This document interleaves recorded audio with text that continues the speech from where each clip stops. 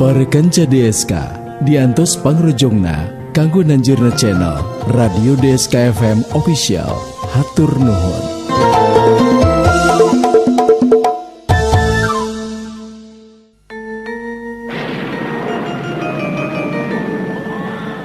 Tetel, nyata geningan supatati ilmu maung teh ayeuna jadi kanyataan.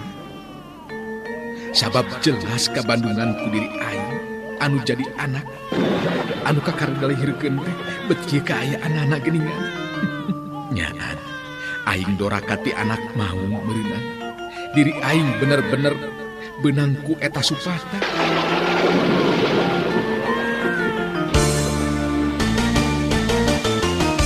RMG Radio Network gawe bareng jeung DSK 103,2 FM, DSP 1188 AM Stereo, DSS 102,1 FM, Gita 85,4 FM, midangkeun serial dongeng Sunda Si Belang. Anak jimat awakin nu jadi tilam ka eling Bapa henteu boleh ngapi ngajarin beranjang penting Si Belang. Naskah hiasana Yat R. Garapan Mang Boni. Teknik jeung montase Laga Jaya. Hiasan musik jeung tata sora Rendika MG. Produser Dewi Miranti. Produksi RMG Record. wayahna hidup sing sabar tumarima kana kadang takdir teu beunang dipungkir kadar teu beunang disinglah. Para kanca sadaya nyanggakeun Si Belang. Suara Karawang 103,2 FM. Tuan Pandehus jeung Si Duloh anu ngabandungan kana lumangsuna kajadian pada molohok bengong mata simeteun. Meh henteu percaya kana panenjona. Mbah Abut Salawe bener-bener geus henteu bisa gerak deui elmu rawarontekna leungit kaampuhanana ku elmu tapak banyu beku. Tuan Pandehus gogodeg bari ngaret ka Si Duloh terus nyarita. Oh, benar-benar fantastik sekali Duloh. Oh, Si Belang, ternyata mampu mengalahkan Ki Buyut Salawe. Oh, tidak bergerak sama sekali. Dia Iko hampir tidak percaya dengan kejadian ini Duloh. Sungguh luar biasa. Sangat fantastik sekali Duloh. Si Duloh unggek bari nemalan. Ya, memang luar biasa Tuan. Saya sendiri tidak nyangka, tidak ngaduga kalau Si Belang yang akan menang. Mbah Buyut Salawe betul-betul mati berdiri. Ini mah ngacanteng nangtung tibeda ti patung karena seluruh badannya beku. Betul-betul hebat ilmu tapak banyu beku yang digunakan oleh Si Belang Tuan. Wow. Ternyata apa yang kita harapkan sekarang ini menjadi kenyataan. Kita orang berdoa berdua supaya Si Belang ada di pihak yang menang dan kita bisa lepas dari cengkraman orang seperti Si Buyut Salawe Duloh. Betul Tuan. Sekarang mah tinggal sikap kita ke Si Belang. Sudah tidak ada masalah dengan Mbah Buyut Salawe jeung Si Gimal oge. Komo Si Gimal tadi kan kelihatan sama kita juga. Dia kabur melarikan diri lantaran takut sama Si Belang. Wow. Kita orang sudah sepakat. Henteu kudu bingung manawi. Secara tidak langsung Si Belang sudah menolong kita Duloh. Dia orang sudah melepaskan kita orang dari cengkraman itu Mbah Buyut Salawe. Dan untuk itu kita orang tidak akan membuat persoalan dengan Si Belang. Kita akhiri saja persoalan dengan Si Belang. Mengerti Duloh? Siduloh ungek deui. Memang geus eueuh pilih sejen kajaba kudu satuju kana jalan pamikiran Tuan Pandehus dina waktu harita. Ya, memang tidak ada jalan lain Tuan. Kajaba ti kudu kitu. Sebab lamun urang ya, kita memperpanjang persoalan dengan si Belang, jelas kita tidak akan bisa apa-apa. Malah jika sekarang si Belang bertindak, yaitu bertindak kepada kita, kita tidak akan bisa melawannya.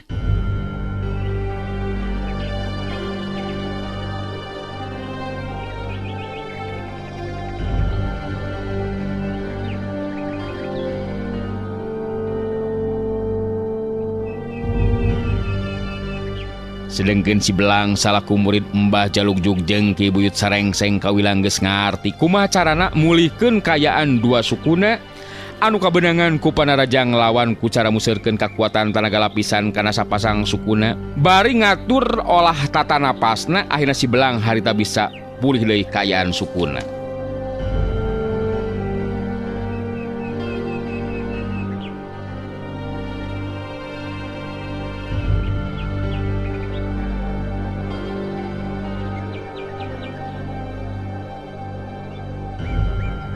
Sanggeusna pulih kayaanana, si Belang terus ngareret ka lebah Tuan Pandehus jeung Siduloh. Geus kitu si Belang terus init nyamperkeun ka lebah eta dua jalma. Ningali si Belang datang nyamperkeun, Tuan Pandehus jeung Siduloh geus poho di kaera. Duanana bruk-brek darku dina luhur taneuh bari henteu sirikna acong-acongan nyembah. Duanana minta ampun ka si Belang ulah nepikeun kaditibanan panarajang. Siduloh anu harita kadenge nyarita semua anu jeung ngalengis bangun hayang di pikarunya. Ampun Jang Belang, ampun Akang jeung si Tuan ulah dikukumaha. Nyaan Akang geus moal kumawani naon-naon deui. Ampun Jang Belang. Tuan Pandehus oge sarua harita nyarita ditujukeun ka si Belang. Benar Belang, Ike minta ampun. Di antara kita anggaplah tak ada persoalan, tidak ada persoalan.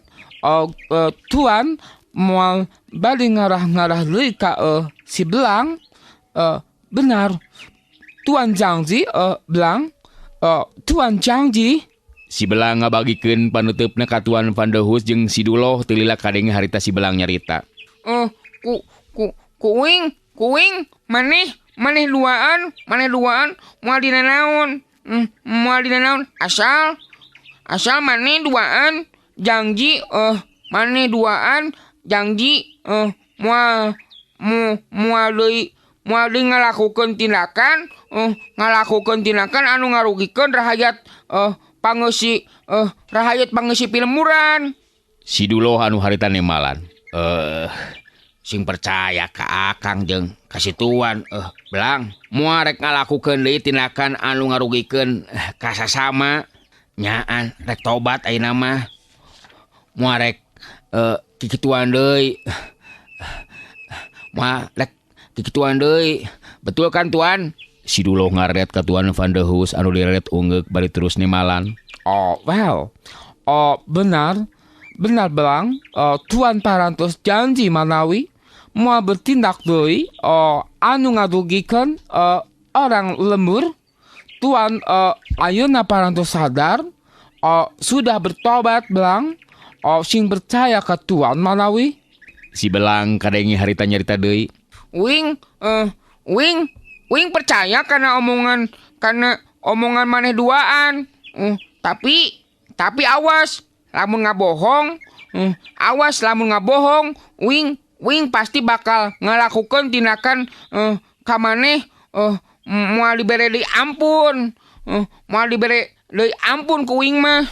Ayeuna Wing rek init. Ieu bereskeun. Ieu urut tarung anu ajal kuburkeun sakumaha mistina. Siduloh jeung Tuan Pandehus pada arunggeuk nandakeun ngarti jeung bakal ngalaksanakeun parentahna si Belang. Sanggeusna ngarasa cukup aya di dinya si Belang geus kitu mah terus init ninggalkeun eta patempatan. Jirimna dijajabkeun ku paneutupna Tuan Van der Hus jeung Siduloh anu geus jangjirek ngarobah laku tindakanana anu salila ieu geus salah tur ngarugikeun rahayat nu hirup di Pinemburan. Duta Suara Karawang 103,2 FM. Sedengkeun si Belang anu keur lumampah init jadi bingung oge sabab inget kana amanatna Mbah Jalugjug anu jadi guruna. Di mana geus beres urusan jeung Mbah Buyut Salawe manehna kudu datang nempungan Mbah Jalugjug bareng jeung Seta. Sedengkeun Seta duka teuing aya di mana. Sabab waktu kajadian ditigas beheungna ku Jayarana tea, tidinya ngiles lir upama anu leungit henteu puguh laratanana. Akhirna si Belang nangtukeun sikep pikeun nengan heula Seta moal waka datang atawa mulang ka tempatna Mbah Jalugjug anu jadi guruna sabab eueuh hartina datang oge lamun lain bareng jeung Seta. Caturkeun harita di tempat sejen Seta tetela ditulunganana teh ku awewe geulis rupa ngakukeunana ngaran Nyai Sari Gading lanceukna Wanara Bajra. Geus sababaraha kali Nyai Sari Gading nyarita ka Seta sangkan Seta sadia jadi salakina. Seta kungsi nolak nyobaan rek ngaloloskeun diri tina cangkreman Nyai Sari Gading, tapi geus 2 kali dilakukeun tetep manehna anu eleh jajaten. Elmu hasta beraja anu kacangking ku dirina tetelah henteu mampu dipake pikeun ngungkulan elmuna Nyai Sari Gading anu tahapan ajen pangartina leuwih punjul batan Seta. Kayaan seperti harita Nyai Sari Gading nalekna ka Seta sangka narima kana kahayangna jadi salaki manehna. Kang Seta, pikeun anu kasakieu kalina abdi rek nalek deui. Nah keukeuh jeung tetep nolak kana hayang abdi. Lamun nolak naon kakurangan diri abdi teh. Coba sebatkeun ku Kang Seta. Nah kurang geulis henteu narik kana hate. Coba jelaskeun Kang Seta. Coba jelaskeun.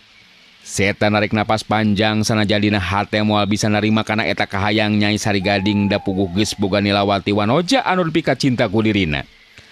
Tapi Seta oge ngarti jalma Nyai Sari Gading anu saperti kitu kaayana geus jelas moal bisa dilawan ku cara kasar puguh tahapan jeung pangartina leuwih punjul batan dirina. Kieu Nyai, kaayaan Nyai ceuk engkang mah lain henteu geulis rupa, lain teu narik kana hate lalaki. Ngan sikep jeung tindakan Nyai anu maksakeun terus-terusan kahayang pribadi ieu nu teu matak panuju ka diri engkang. Nyai Sari Gading tetep seukeut ka Seta, tetepan anu lir upama nembus kana jajantung Seta. Henteu kudu loba alasan ayeuna mah Kang Seta. Nurut kana kahayang abdi, Kang Seta salamet. Lamun teu nurut, ngandung harti Kang Seta lebar ku nyawa. Maksud teh henteu lebar ku nyawa. Kumaha kira-kirana? Nyai Sari Gading langsung ngancam ka Seta. Seta narik napas panjang.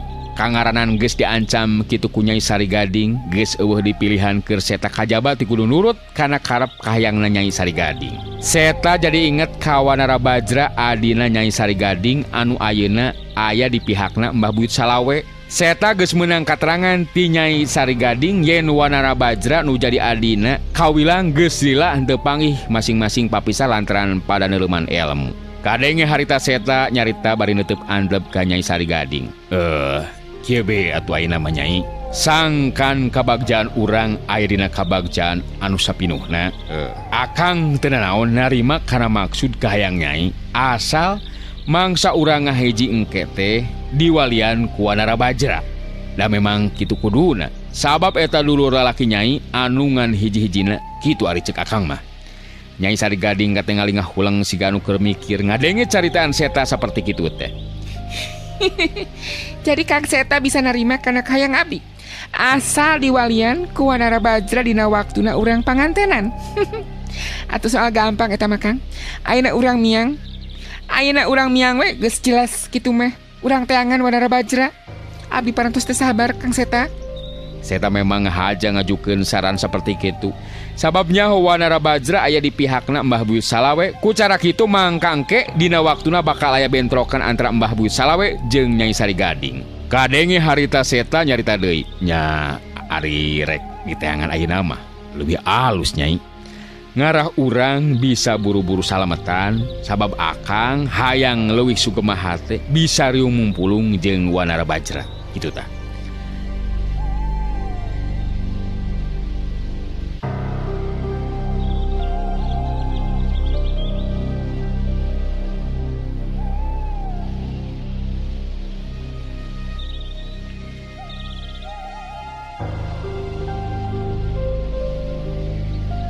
Akhirna Nyai Sari Gading aya dina kasapukan jeung Seta. Duanana terus arini tinggalkeun tempat padumukan Nyai Sari Gading.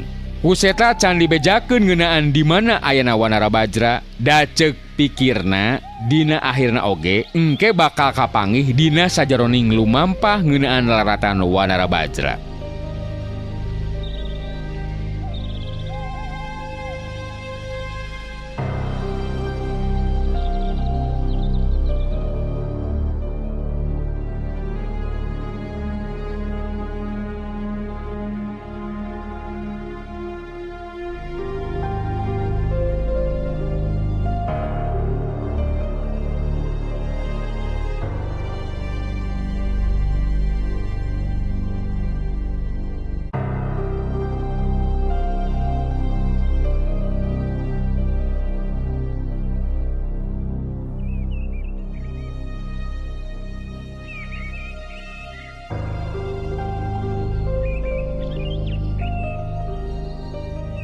Geus kitu be meureunaan kuduna harita anu keur lumampah teh bet diparengkeun tepung jeung Nilawati anu sarua keur neneangan laratan ngeunaan Seta. Bungah pacampur jeung kaget Nilawati harita, bungahna lantaran bisa tepung jeung buah hate, ari kagetna lantaran harita ningali Seta babarengan jeung awewe geulis.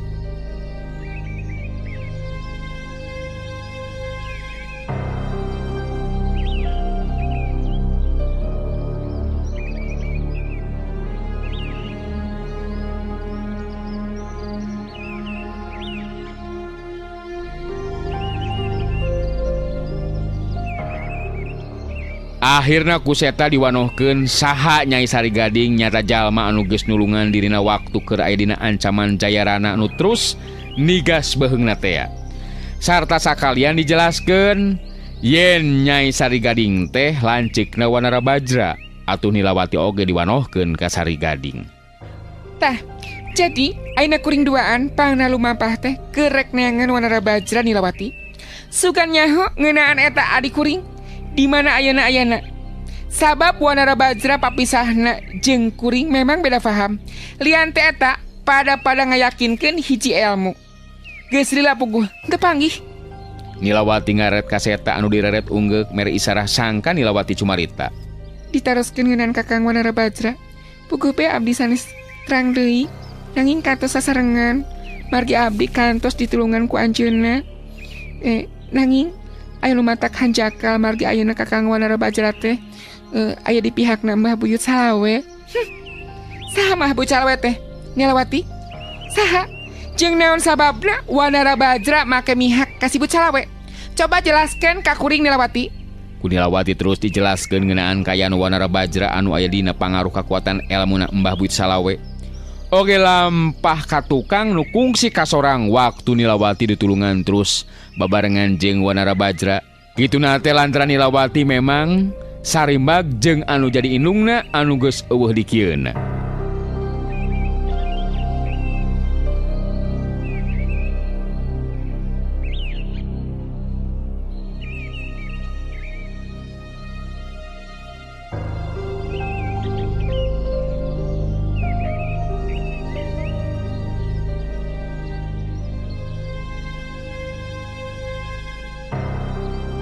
Kadenge harita Nilawati mungkas guaranana. Kitu teh kayaan Kakang Wanara Bajra ayeuna teh. Salajengna kumaha tinakan salira ayeuna. Nyai Sari Gading katingali harita ngahuleung sakedeung siga anu keur mikir. Ngareret ka Seta terus nyarita deui. Kang Seta, nilik kana kanyataan seperti kieu. Urusan teh bakal jadi panjang. Mun abdi kekeh kudu tepung jeung Wanara Bajra ngandung harti kudu adu hareupan jeung si Buyut Salawe meureunaan. Kumaha mun kieu? Kumaha Nyai? Coba jelaskeun ka Akang. urang teu kudu diwalian ku Wanara Bajra, tapi cukup ku disaksian ku Nilawati. Sabab ya Nilawati bisa dijadikan saksi mangsa hirup urang ikrar diri jadi salaki jeung pamajikan. Kumaha mun kitu? Ngadenge caritaan seperti kitu ti Nyai Sari Gading pugoe kaget anu lain di kieu Nilawati. Aya nu nyiak beureum dina beungeutna. Saya tak kadenge harita nyarita lalaunan. Naon anu dilisankeun ku Nyai bieu sigana bae moal bisa dilaksanakeun. Sabab antara kuring jeung Nilawati sabenerna lain dulur atawa babaturan, tapi leuwih ti eta kuring nya Akang jeung Nilawati mangrupa dua insan anu geus lila ngayakeun hubungan, malah geus aya rarancang geusan hirup marumah tangga. Jadi paling oge Nyai Sari Gading anu jadi saksi mangsa Akang hirup ngahiji jeung Nilawati. Sikep jeung caritaan seta saperti kitu jadi nyadarkeun Nilawati yen seta sajeroning babarengan jeung Nyai Sari Gading hatena mah barontak. Sedengkeun pikeun Nyai Sari Gading sikep jeung caritaan ti seta jelas mangrupa panghinaan. Tapi memeh Nyai Sari Gading nyarita Nilawati anu miheulaan ngomong. Nyai Sari Gading, satadina kuring memang ngarasa kahutangan budi lantaran Kang Seta ditulungan ku anjeun. Tapi ayeuna ngabandungan sikep oge caritaan anjeun anu keukeuh rek maksakeun kahayang Kakang Seta. Anu teu bisa narima kana kahayang anjeun. Terus terang kuring oge jadi henteu simpati ka diri anjeun. Nyai Sari Gading langsung harita cengkat nangtung tina diukna. Netep seukeut ka Nilawati terus nyarita. Maneh bener-bener lancang jeung kurang ajar si Nilawati. Saha bae jelema moal aya nu bisa ngahalangan kana karep jeung pamaksudan kuring. Seta, sakali deui kula minta kapastian Seta. Nah bener naon anu diomongkeun ku Andika. Milih si Nilawati bata diri kuring. Seta jeung Nilawati pada nangtung meh dina waktu anu bareng, dina sikepna anu tenang tapi tandes harita Seta terus nyarita. Bener Nyai. Malah Akang duaan geus nekadkeun dina hate moal aya kakuatan anu bisa mutuskeun hubungan Akang jeung Nilawati nu memang geus pada janji geusan hirup ngahiji. Nyai Sari Gading katingali sorot panonna jadi semua anu hurung ngabagikeun paneutepna ka Nilawati jeung Seta tetepana anu ngandung amarah. Setan! Andika duaan bener-bener geus teu lebar ku nyawa lamun kitu mah. Si Sari Gading moal rek ngantepkeun ka jalma anu geus wani ngahina. Mun kitu Andika duaan dina waktu ayeuna bakal ngalayang jiwa. Kira saya ga diri pikeun ajal babarengan. Nyai Sari Gading langsung nangtukeun sikepna. Harita ngawangun pasangan gilig pikirna geusan merenan dua jalma anu aya di hareupeunana. Seta jeung Nilawati malunur sababara lengkah ka tukang ngawangun pasangan. Seta ngomong lalaunan ka Nilawati. Awas, hati-hati Nyimas. Sari Gading tahapan ajen pangartina memang lebih hebat tibatan Akang. Geus dua kali Akang bantrok kekuatan lantaran hayang ngalepaskeun diri, tapi kalahkah gagal jeung gagal. Sabab Akang anu eleh jajatet, tapi piraku ayeuna urang teu mampu ngungkulan kangaranan ngahijikeun tanaga jeung elmu urang duaan. Kitu tah Nyimas. Katingali harita Nilawati jeung Seta pada sayaga diri geusan jeung hareupan panarajangna Nyai Sari Gading. Nyai Sari Gading netep seukeut ka Nilawati terus kadenge nyarita. Sabenerna kuring teu miharep tarung ijieun jajaten jeung Andika Nilawati. Sabab kaayaan Andika anu sarimbag jeung inung kuring. Jadi maksudnya sarimbag tah banget anjeun teh jeung inung kuring. Tapi anjeun mangrupa panghalang kana tujuan. Lamun teu disingkirkeun pasti tujuan kuring moal laksana. Nilawati males tetepan Nyai Sari Gading bari terus nyarita. Karep jeung kahayang anjeun bisa laksana Sari Gading. Lamun diri kuring geus ngajeler jadi bangke, ngajampana jadi bugang. Sok, kena buktikan kehebatan Andika. Setan! Wani nangtang siah kasih Sari Gading. Maneh bener-bener bosan hirup Nilawati. Hade, lamun kitu ayeuna tadah ya panarajang si Sari Gading. Kita suara Karawang 103,2 FM.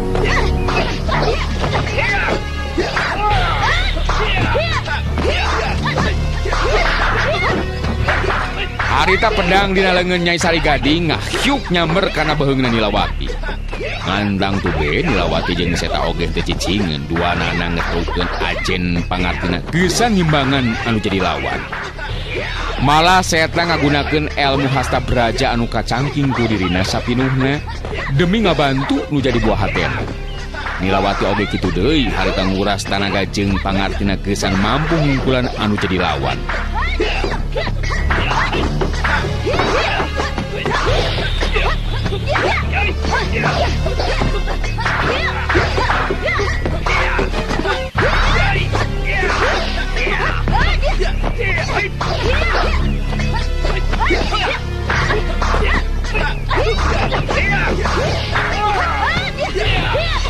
Tandang Nyai Sari Gading memang mata sentar pikeun lawan anu kurangan atau boga tahapan ajen pangarti anu kurang asa. Pedang dina leungeun Nyai Sari Gading sakapeung ngancam ka Seta, sakapeung deui ngancam ka Nilawati. Dina waktuna ngancam ka Nilawati harita Seta anu tiba baranting metakeun ilmu hasta braja nangkis jeung ngabendung panerjang lawan.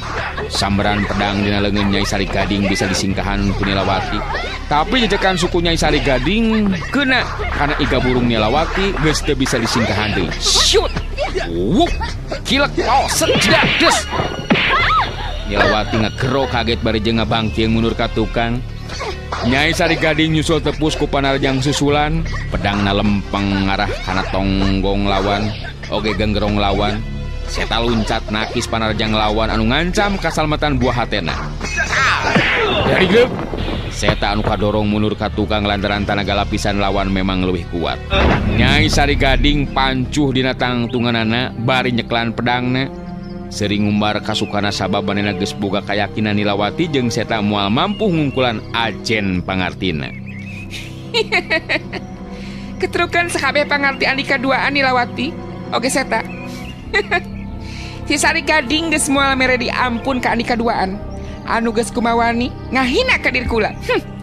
Sakadeung deui bakal karasa sabetan pedang si Sari Gading anu kena kana anggota badan Andika.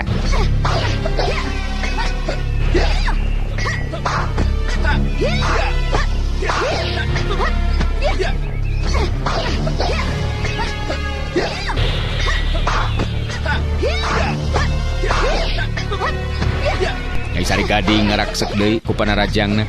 Samberan pedangna tetela beuki tambah cepet bae gerakanana.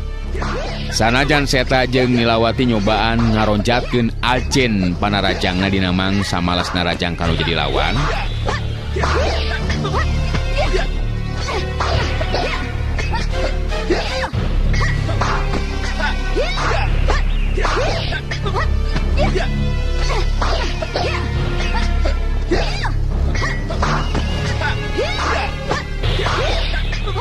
Tapi Nyai Sari Gading tanginasna keran mangsa ngabenung jeung ngabenung panarajang anu jadi lawan. Seta bisa nyingkahan samberan pedang lawan ku cara nangkis ngagunakeun sambungan leungeun buntungna.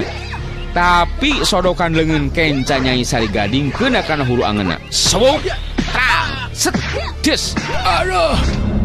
Seta ngagero bari jeung ngabangkieung mundur ka tukang hulu angen karasa seueur. Seta jeung Nilawati mancuhkeun deui tangtunganana beuki karasa ayeuna mah sanajan maranehna maksakeun diri keusan ngimbangan jeung ngungkulan anu jadi lawan, tapi tetep teu mampu. Memang tahapan ajen pangartina Nyai Sari Gading aya di saluhureun maranehna duaan. Nyai Sari Gading pancu dina tangtunganana kadeng harita nyarita deui di barung jeung seuri. Mana kamampuhan Andika duaan? Coba buktikan. Cacakan maju bebarengan tetela. Eueuh naonan. Sakadeung deui bakal karasa kumaha nikmatna sakarat. Nyawa ninggalkeun raga. Ingatkeun si Sari Gading geus moal mere diampun ka jalma anu geus kumawani. Komo geus kumawani ngahina ka diri kula. Seta neuteub seukeut ka Nyai Sari Gading. Manehna jeung Nilawati memang geus nekad pikeun ngadu jiwa. Leuwih hade ajal batibatan kudu daek narima kana pangajakna atawa nurut kana kahayangna Nyai Sari Gading dina waktu harita. Kadenge harita Seta anu nyarita ditujukeun ka Nyai Sari Gading. Andika memang hebat Sari Gading.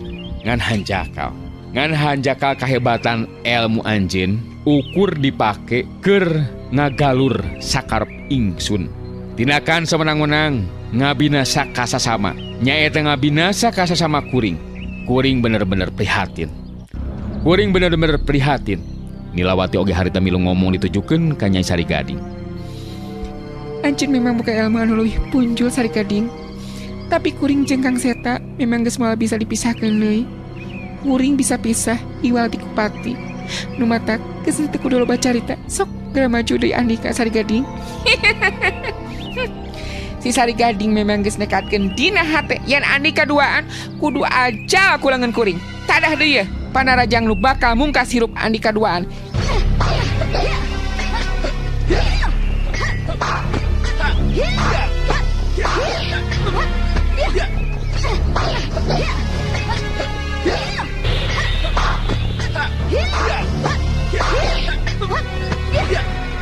Corelat ceng suuk wut hiu wuk wuk. Sinar pedang dina leungeun Nyai Sari Gading jadi lir upama sagulung sinar bodas. Saking ku cepet-cepetna Nyai Sari Gading ngulinkeun pedang.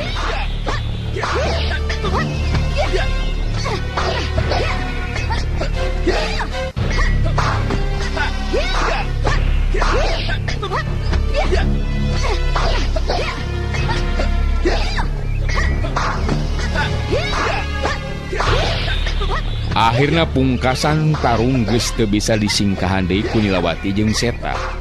Duanana bener-bener teter dina nyingkahan jeung ngabendung datangna panarjang lawan. Nilawati anu leuwih ti heula ngacengkang ka tukang rubuh ngababengkang masih keneh untung lain kabenangan ku sabetan pedang lawan. Sedangkan Seta ukur bisa nahan jeung nyingkahan sababaraha kali sabetan pedang lawan. Tapi akhirna tajongan jeung peupehan tonjokan oge tenggelan Nyai Sari Gading ngahantem badanna. Antukna Nilawati jeung Seta silih susul pada ting carengkang ting barengkang dina luhur lemah geus teu bisa ngajaga deui kasaimbangan badanna. Ja, cebrot. Calebet. Cis, cis. Cebrot. Ja. Dina kayan geus ting barengkang dina luhur lemah, harita Nyai Sari Gading ngajorelat deui luncat nyusul tepus sabetan pedangna nu diarah leuwih ti heula nyatana Nilawati. Dina kayaan saperti gitu, kugu bae Nilawati geus taya kasepetan lipikeun nyingkahan datangna panarajang Nyai Sari Gading. Ukur bisa meremkeun panonna pasrah kana nasib anu bakal tumiba ka dirina. Tapi jiran ti Nyai Sari Gading tetelah teu bisa jadi kenyataan. Sabab harita memeh pedang Nyai Sari Gading kena kana sasaran, kaburu aya jirim anu datang sarta ngalakukeun panarajang ka Nyai Sari Gading ngajadikeun panarajang Nyai Sari Gading teu bisa labas kena kana sasaran. Eta jirim anu anyar datang teh taya lian di Sibelang geuningan. Serepet. Kurilap ceng syut. Sewuk wuk ceng corelat sedeng. Syuk juralit. Kapak sarita Nyai Sari Gading ngajuralitkeun awakna nyingkahan cakaran Sibelang anu ngarah kana beheungna. Calagedeg. Trik. Dua cirim harita pada napak kana lemah. Seta jeung Nilawati pada ngarenghap narik napas panjang sanggeusna sidik jelas yen anu datang teh tetela Sibelang geuningan. Nyai Sari Gading neuteub seukeut ka Sibelang bari terus nyarita. Saha Andika? Datang-datang jo langsung narajang, kurang ajar. Aya hubungan naon jeung si Nilawati make jeung nulungan sagala rupa? Coba jawab. Sibelang nyelang ngaret sakedeung kalebah Seta jeung Nilawati. Tilila terus nyarita. Dua nana eta dulur uing. Dulur uing dua nana oge. Jadi kuing dibela. Kuing dibela dua nana oge. Maneh saha rek binasa ka Nilawati? Saha maneh? Kuring Nyai Sari Gading deui. Si Seta jeung si Nilawati memang patut ajal ku leungeun aing. Nu matak maneh leuwih hade nyingkir. Henteu kudu pipiluan kana ieu urusan. Sok, nyingkah. Ngaran uing Sibelang. Uing moal bisa nyingkah. Moal bisa ini ti dieu. Co Nilawati jeung Kang Seta jeung Co Nilawati jeung Kang Seta kudu ditilungan ku uing. Sibelang. Kungsi ngadeng eta ngaran. Tapi keur si Sari Gading moal make kudu sieun ku saha bae oge. Belang, maneh entong wani-wani nulungan atawa ngabela ieu dua jelema. Lamun maneh henteu hayang cilaka. Nyawa ngalayang di patempatan. Maneh entong somong. Pokona kuing bakal dilayanan ka hayang maneh. Amun rek maehan, uing sok. Maneh maju. Sok maneh maju, uing paehan ku maneh mun wani mah. Puguh we Nyai Sari Gading jadi beak kasabaranana. Panetepna semua anu hurung langsung harita ngewangun pasangan. Sedengkeun Seta jeung Nilawati katingali geus ting karonel hudang geus bisa parancuh deui nangtung. Si Belang jadi inget kana amanatna Wanara Bajra dina napas anu panungtungan kungsi nyaritakeun ngeunaan Nyai Sari Gading anu jadi lanceukna. Si Belang netep andlep ka Nyai Sari Gading terus nyarita deui. Uing geus panggih jeung dulur maneh Sari Gading, Wanara Bajra, manehna amanat ka uing, kuduna maneh geus mojeuna sadar. Urun tinakan anu salah, urun tinakan anu salah. Ngadenge disebutna ngaran Wanara Bajra ku si Belang Nyai Sari Gading malah beuki nafsu. Montong make jeung nyaritakeun si Wanara Bajra sagala rupa. Tong nyaritakeun si Wanara Bajra si Belang. Urang bereskeun heula persoalan urang duaan. Di antara urang duaan dina waktu ayeuna. Lantaran maneh geus wani pipilun kana ieu urusan, kapaksa kuring bakal ngalakukeun tindakan. Rasakeun ieu padang anu bakal ngojoran maneh si Belang. Rasakeun. Ningali sikap ti Nyai Sari Gading anu ngandung ancaman saperti kitu pikeun si Belang teu ieu sieuneun. Dina sikepna anu tenang tapi pinuh ku kawaspadaan si Belang nyarita deui. Mun kitu mah maneh bener-bener geus sasar lampah Sari Gading padahal Wanara Bajra adi maneh geus amanat ka uing kudu geus eling kudu geus sadar. Setan montong loba bacot si Belang. Tadah ya panarajang aing sia. Duta Suara Karawang 103,2 FM.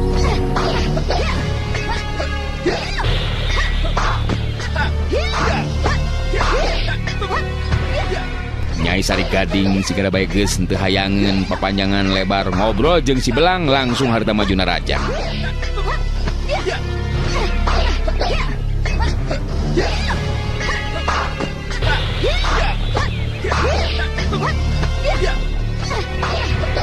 Si Belang bisa ngarti yen panarajang lawan kawilang teu bisa dianggap enteng. Pikeun ngungkulan lawan si Belang ngagunakeun ilmu tapak banyu beku ku cara kitu kacepatan gerak lawanina ulinkeun pedangna bakal kaganggu ku sambaran hawa tiis anu kaluar tina sapasang leungeun si Belang.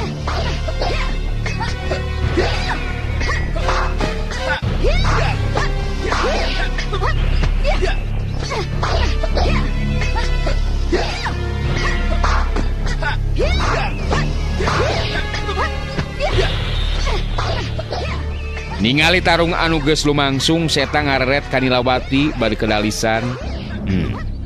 Untung aya si Belang anu datang nyimas. Lamun seug teu ditulungan ku si Belang, geus bisa dipastikeun nyawa urang duaan bakal ngalayang. Kabeneran we si Belang ayeuna datang nulungan. Nilawati unggeuh bari ngawalona launa. Memang bagja pikeun urang Kang. Sabab aya pitulung ti si Belang tetela bener. Hebat ilmu Nyai Sari Gading, cacakan urang nying harepan kuduaan. Teu mampu naon-naon geuningan geus ngimangan ilmuna Nyai Sari Gading.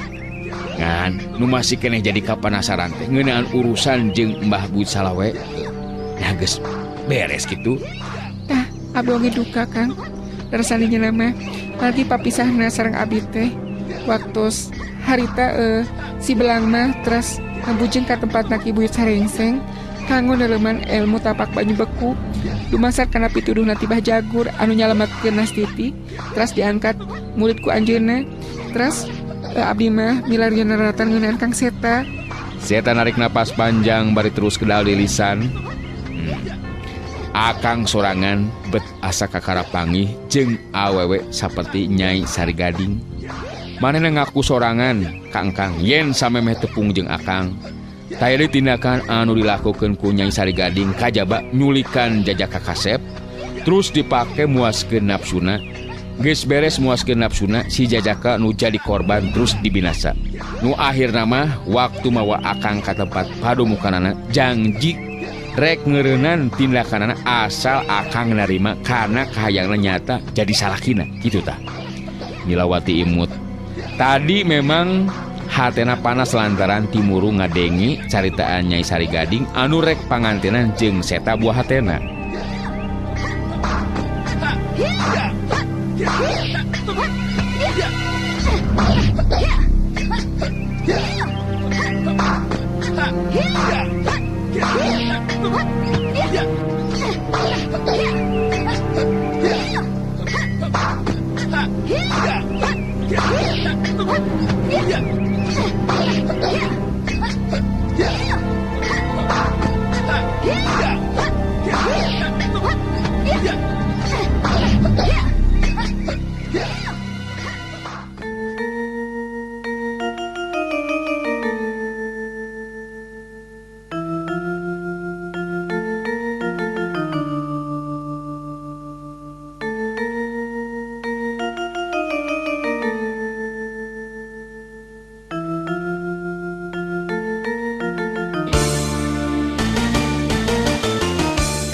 RMG Radio Network gawe bareng jeung DSK 103,2 FM, DSP 1188 AM Stereo, DSS 102,1 FM, Gita 85,4 FM, rengse midangkeun serial dongeng Sunda Si Belang. Anak jimat awakin nu jadi tilam ka eling Bapa henteu boleh ngapi ngajarin barang jeung peuting Si Belang. Naskah Yasana Yat R. Garapan Mang Boni. Teknik jeung montase Laga Jaya. Hiasan musik jeung tata sora Rendika MG. Produser Dewi Miranti. Produksi RMG Record. wayahna hidup sing sabar tumarima kana kadang takdir teu beunang dipungkir kadar teu beunang disinglang. Para kanca sadaya wilujeng kantun. Pita suara